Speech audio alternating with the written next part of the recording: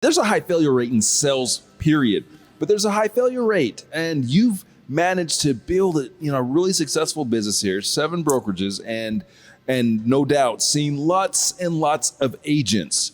What's the difference in the ones that are successful as opposed to the ones that aren't successful or don't make it? Right. That's a great question. And I think it does apply to just about every sales genre. Yeah. Part of it is a tolerance for rejection.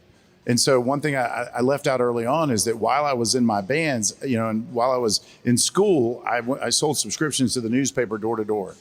And it was 100 doors a night. I figured out the math. So part of this is if you understand the rules to a game and you understand strategy, shame on you for losing. Mm-hmm. And so my attitude was always, I may not be the best, but I'll outwork you. And if my energy's right, I'll attract the right people to that success story. And I learned it early on, door to door. And that, out of 100 doors, if I sold 4 or 5 subscriptions, I could hit my goal and pay my bills and continue my path through college.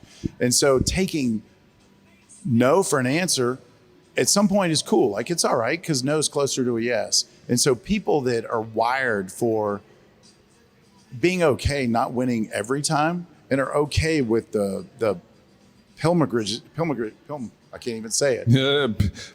You can't say it either. Pilgrimage. Like it's an honest to God journey in the world of like sales, especially when you're your own boss. And to some discredit, some people need a boss. They need someone to tell them when to get up, what to do, and how to do it. And there's nothing wrong with that. No, that's all right. Yeah.